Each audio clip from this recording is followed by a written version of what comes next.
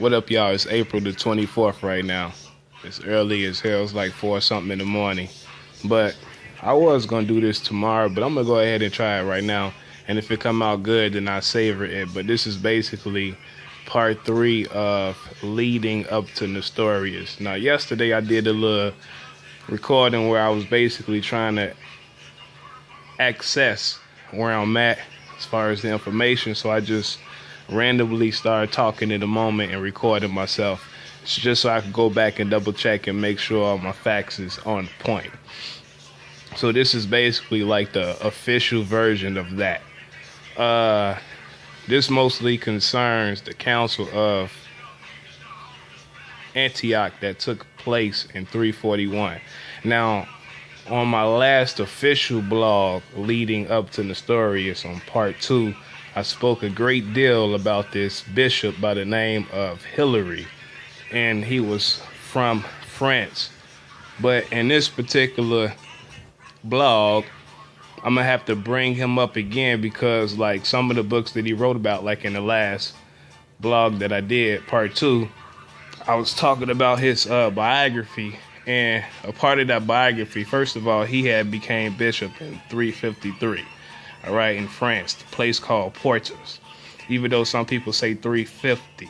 But earlier on in his career, he was basically responsible for speaking against 3 other bishops, one who he felt was a semi-Arian, and then the other 2 who was more so closer to his perspective, but he felt like those 2 bishops supported the Arian. Now, I mentioned their names, Bishop Valens of Mercia, Bishop Ursacius of Sinigadum, or Singinadum, rather. And then the last guy, his name was Bishop Saturninus, and he was the Bishop of Arles. All right. Now that guy, he was the Arian, the last one that I just mentioned, Saturninus, and those other 2 former bishops supported him. So Hilary was responsible for having them punished as a result of that. But even though all this is like after the Council of Antioch in 341, I'm gonna bring it up just to add to the background that I'm about to break down about this whole little situation that happened then in 341. As far as Hilary, like I mentioned in part 2, a little later on, he was kind of like zealous in trying to prevent semi-Arianism from becoming something that could be very influential in the West. So because he had big concerns about this, he wrote the emperor a letter. Now, based on other letters that he wrote after the fact, from my point of view, I believe that even though he expressed his concern in this particular letter, I think he probably was a little extra scolding as well. And this letter he had wrote, he sent it in 355. So like a year after that, in 356, that's when Constantius II had him deposed as bishop, and then excommunicated, and then he went all the way to Turkey, and he went to a place called Phrygia. This is all off the dome, but again, I'm just laying the background. So he went all the way to Turkey to Phrygia, and he was there. All right. The important fact about this particular part of his story that I mentioned in part 2 is those 2 documents that he wrote, which he published in 358, 2 years after he was in exile, even though he remained in exile then. All right, so that's important. Now, hopping all the way back to 341 before I continue with Hilary. Yesterday, when I was speaking off the dome, it was another cat that I mentioned. His name was Plotinus. Now, from my understanding and knowledge about him, he wasn't a bishop. He was just basically a philosopher. In other words, he was just like a scholar. And like I said, he was born in 204. in Egypt, in Lycopolis in northern Egypt. So that would be considered like the prefecture of Italy, or is it Gaul? No, of Italy, I believe. Part of that prefecture. So I would say like their archbishop will have lived in Rome at the time, because I don't think Milan became like the center of where the archbishop of their metropolis would be seated at this early on. So he was born in Egypt. Now, as far as like his whole little metaphysical view, and I'm gonna add a pinch of epistemological or epistemology up in there, because like I said, he had like a sort of like a Trinity perspective, but not from a Christian standpoint of view. He believed that the intellect and the soul and the will were three separate essences. Or the technical term that was used when I first read about this is hypostasis. That's what he believed. Now, I thought that was interesting, and I highlighted it yesterday off top. And I think it's relevant still toward this blog, because he's a contemporary of all of these, at least some of the earlier people that I could trace semi-Arianism, for example, far back to. But as far as like this guy, Plotinus, he wasn't of that school of thought. His was more exotic to that. You know what I'm saying? So I thought that was interesting. But and kind of like going over this information again in my head, as far as Hillary being relevant to this portion of the story, it's another guy named Photinus, who I feel like he is actually another key figure in this, because one of the decrees that was crafted at this fucking council in 341 mentioned his name. So I got to go into the history about him too, and describe why he's relevant, but at the same time why I find his point of view, which is more so connected to another guy named Marsalis, which I did like a blog about a while back, but it wasn't a part of this particular series. But okay, both of their perspectives I feel like is similar. Even though, based on what I read, it is claimed that Photinus kind of had his own ideal, but I'm going to go further on this. I'm going to keep this in order as far as like his aspect and why he's relevant to this whole council. Okay, as far as Photinus, can't talk about him without mentioning this guy named Marsalis first. Now, both of them came from Ankara, which is also in Turkey. But Photinus was a student of Marsalis during the time when Marsalis was a bishop, or the bishop of Ankara. Now, sometime in 336, this is what happened. He ended up getting voted to be deposed from his seat as bishop, and here's why. Okay, now this part right here also goes back to what I mentioned in part 2 of leading up to Nestorius. Now, on that blog, I was talking about Arius as well. And also I mentioned Athanasius. Then I mentioned another guy named Eustathius. But as far as like Athanasius, he's relevant because in 336, that's when he was deposed from his seat as bishop in Alexandria in Egypt during that whole time, only because of some charges that people issued against him. But the one that he got convicted of is this whole threat, if he didn't manifest it, of blocking a trade to Constantinople at the time. That was like one of the main reasons why he got deposed. But the reason why that part is also relevant to this blog now is because, just like I mentioned in part 2, Arius was reinstated, not as a bishop, because like I said, he was never a bishop, but he was basically he was allowed to commune again. But the thing is, like, okay, being at Arius, he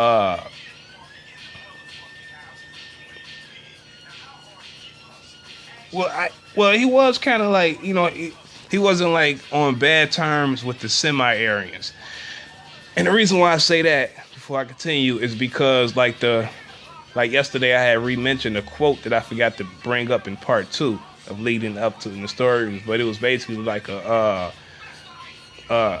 declaration that the semi-Arians made as it relates between them and Arius' teaching. And then the declaration was basically them saying that how could people consider them to be Arians when they are bishops? And Arius was never a bishop. He was just a minister, a presbyter. And I was saying, like, that means this whole term semi-Arians is something that's more so historically ascribed to these people, that has like a different Trinitarian view that doesn't necessarily parallel with the Orthodox view. But that particular quote was taken from a book published by Athanasius. All right. That's why I thought that was a powerful find.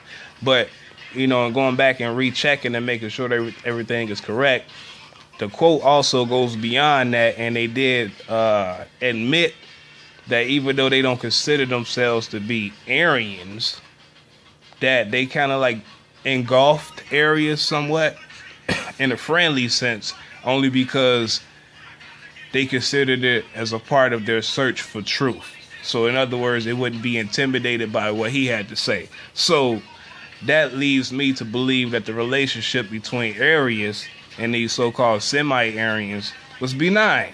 All right.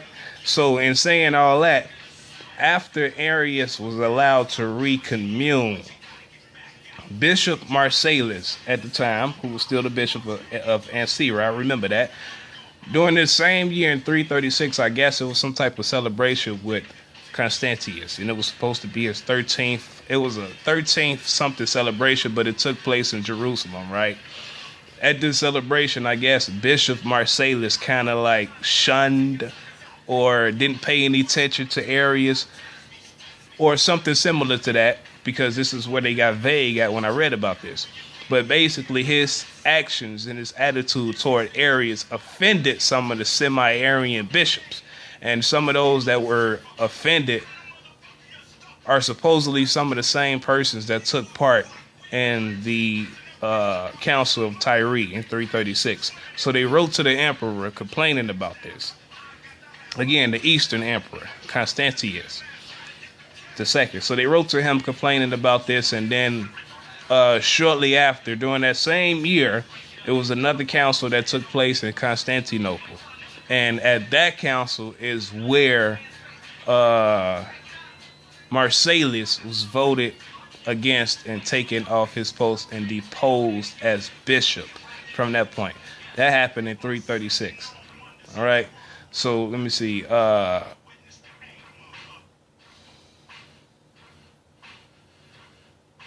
Make sure. Yeah. That had to be 336. Yeah, 336.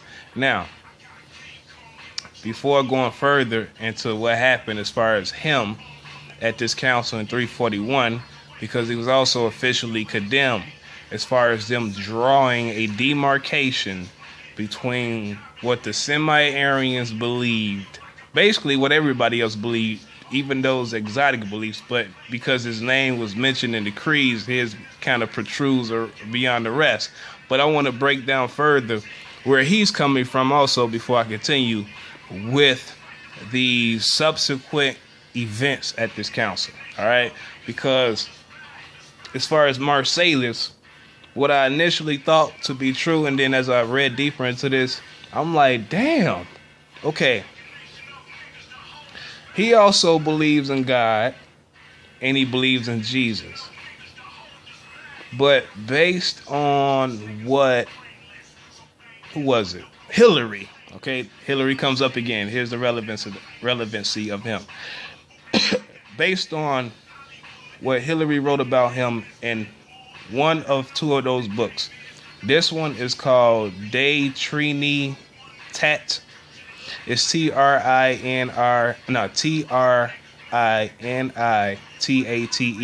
Again, this is just documentation purposes. Let me throw that up in there. Not really doing nobody's homework, but just documenting my shit. So in that particular work, right, he says what he feel faultiness believes in. And I don't think it's too far from Marcellus, because Marcellus was once his superior. But as far as like what Photinus beliefs entails, it goes as follows. Basically, God is real and the Logos is real.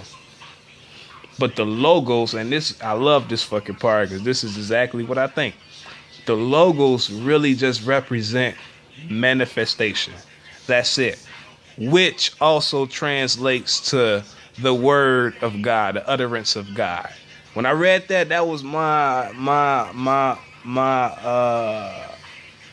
thought on it, or perspective on it, or interpretation on it. Logos, meaning manifestation within itself from God. Word, same thing. So word can be abstract and it could be physical, which is a clear delineatory difference from what the semi-Arians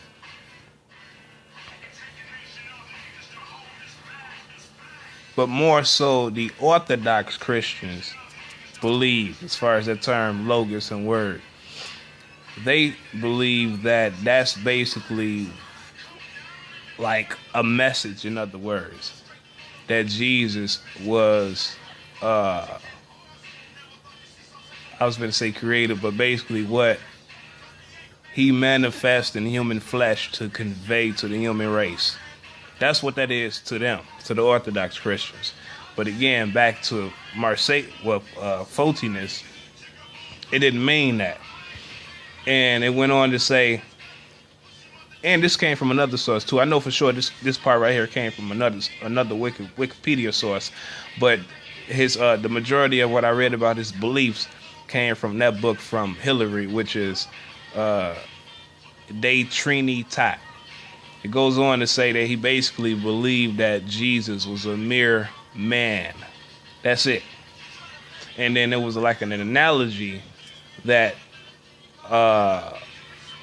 Photinus would always use to help make the point so everybody could see where he's coming from, which is the speaker and, what was it? The speaker and the voice, or, hold on. Basically, it's kind of like,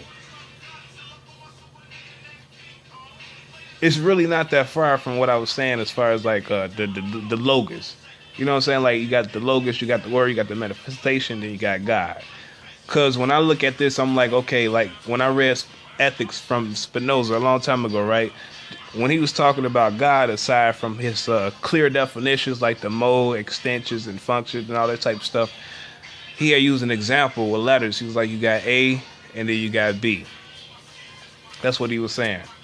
And it was like, okay, basically God represents A, and anything else, like, okay, B comes from A, but A is God in itself. So when I think about that concept, I'm like, okay, taking this whole thing as far as God and logos, if logos is mere manifestation, thus the word of God, then that would be parallel to what Spinoza put forth, but all that would basically be under B, where A is merely God itself.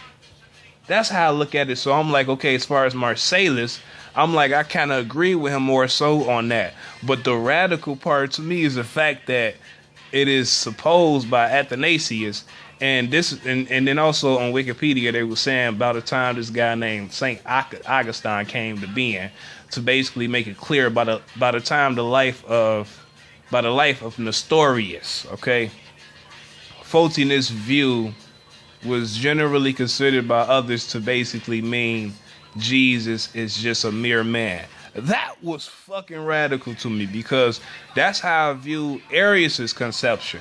So I'm like, okay, when reading about this guy Photinus and Marcellus, you know, they are noted as arguing against both semi-Arians and pagans.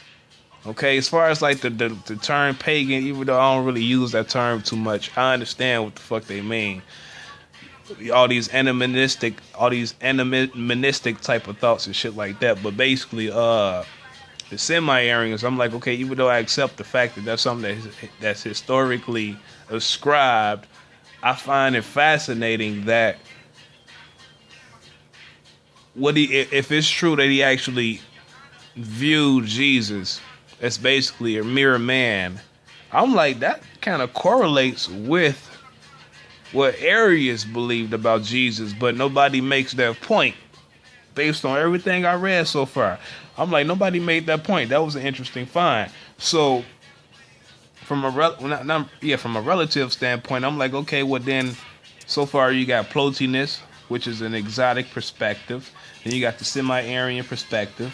Then you got the Orthodox perspective. But then you got something that represents kind of where Arius is coming from. That's why I thought that was fucking interesting. And that's the whole background, mostly dealing with Photinus, which is documented in that book again, De Trinitate by Hilary. Now, as far as up to this council in 341, I'm looking at my time, I got 11 minutes, so I'm going to try to hurry up, and I wish I had like fucking 20 more. Now, going back to this council in 341, it was supposed to have been, well, Wikipedia says 100 Eastern bishops. So basically, mostly people coming from the Orient, and probably the prefecture of Illyrium as well. But I'm going to assume mostly coming from the Orient. That's what they say, 100. But in Hilary's book, as well as what Athanasius mentioned, they say about 90 bishops. And all 90 of those bishops were on the, well, they say consulate, like, you know, based on what Bishop Hilary wrote, because these quotes that I read, or the passages, really, they wasn't quotes, they was long ass passages. They all didn't really come from just that one book, De Trinitate. As far as like what's written in the creeds, I didn't really just settle on the Wikipedia articles. I wanted something a little bit more concrete, and I wanted more assurance, basically. So I kept digging, and some of the creeds were the creeds that were put together at this council. Athanasius, well, not Athanasius, but Bishop Hilary also documented in his other book, which is De Synodies. All right, now that's the book that I mentioned on part 2 of this. But one of the creeds, basically, again, they just, you know, aside from them making that distinction between them and what the Arians believe, or what Arius believed, and how they don't necessarily go along with the categorizing of where they coming from. Another one was just basically condemning Marsalis in his teachings. So they made a clear distinction between both of them as well. And because the term they used was anathematized. That was the term. Basically like cursing or punishment, or, you know, more so leaning toward like cursing and shit like that. So they had a few of those pertaining to him as well. And then another creed, or part of this creed, was just like the further declaration of what they believe and what the church really stands for, which goes back to 325.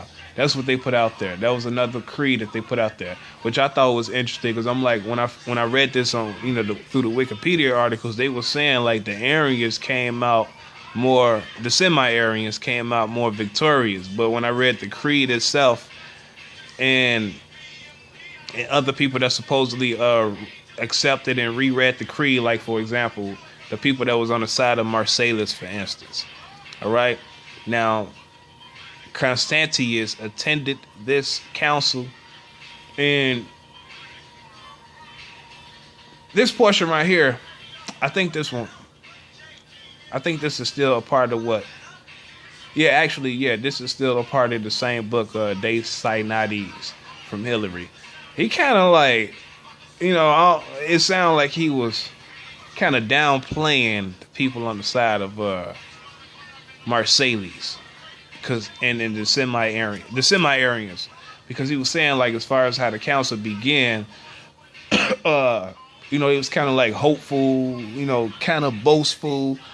You know, they felt like things, as far as the semi-Arians, they felt like, you know, the council might kind of lean more so toward that way.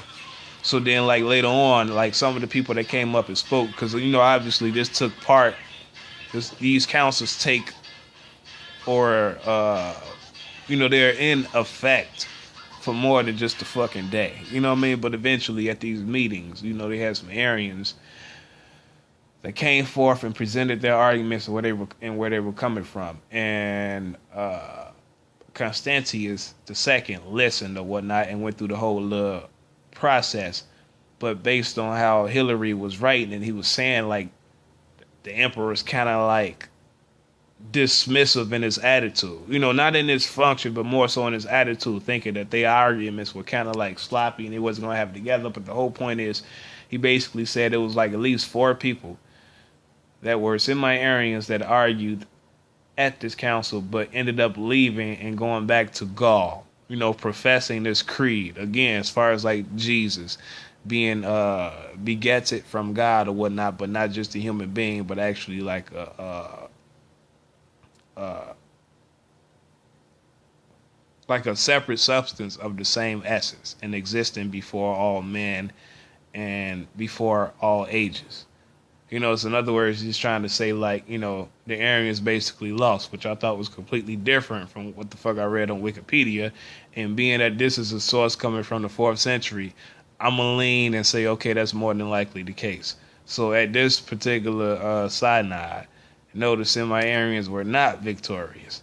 And then you had 25 canons that was drafted. And it looked like I'm going to have to do a part 2, and I hate this, so I'm finna try to hurry up.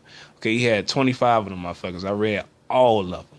But the ones that stood out that seemed to be somewhat different than, you know, some of the canons that was drawn in the first major council in 325, it was number 4, number 6, number 8, number 9, number 10, number 11, 12, 14, 15, 19, and 25.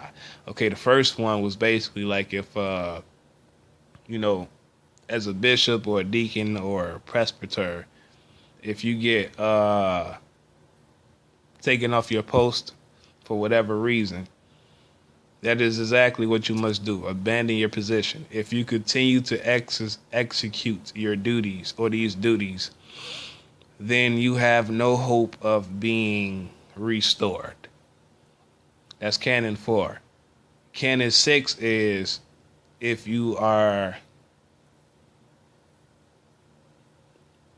this happens to somebody, such as a bishop or deacon or a presbyter, anybody of whatever particular rank, if they are deposed for whatever reasons, anybody else around them, like the rest of the clergy, whether above them, on the same level, beneath them, whatever, if they continue to receive these people, they will also be punished as a result of that as well. Okay, then you got that's Canon 6. Then you got Canon 8. Okay, on this one they was speaking more so about the presbyters, but I'm going to assume that this pertains to deacons as well. But they were saying like they are limited and they are not allowed to write canonical letters. But if you are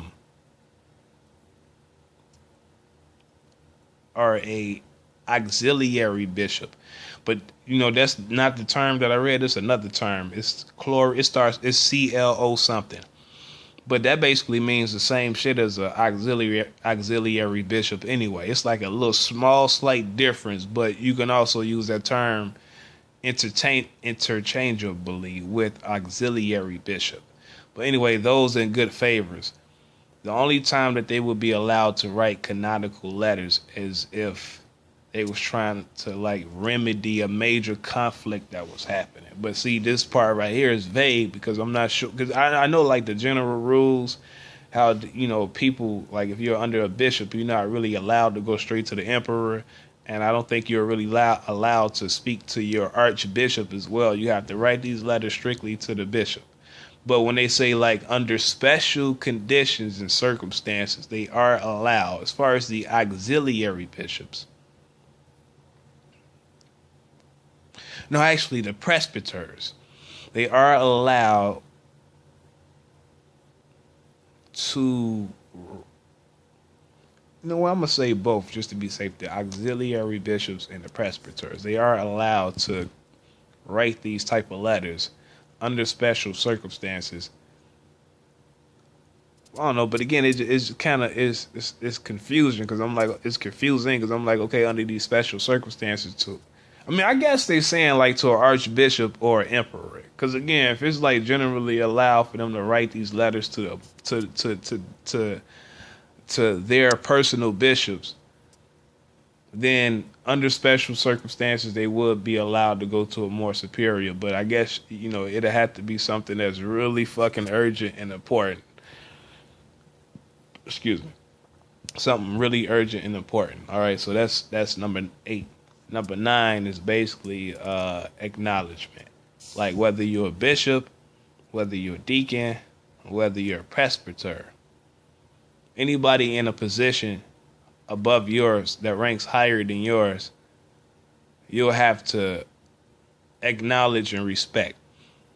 And the same thing goes for a bishop as well. They have to acknowledge those that are superior over them, or one who is superior over them, which would be a archbishop. That's basically the whole essence of that particular canon 9. Canon 10 speaks again, and this time definitely, about the auxiliary bishop. And they're supposed to be like bishops of countries. You know, translation, really small areas, like small towns and stuff like that. They got limitations to their position as well, even though they're not on equal footing with the regular bishops. They are allowed to elect subdeacons and stuff like that, but they can't elect actual deacons. Hold on, y'all. My phone finna cut off in 5 seconds, so I'm gonna have to do a part 2.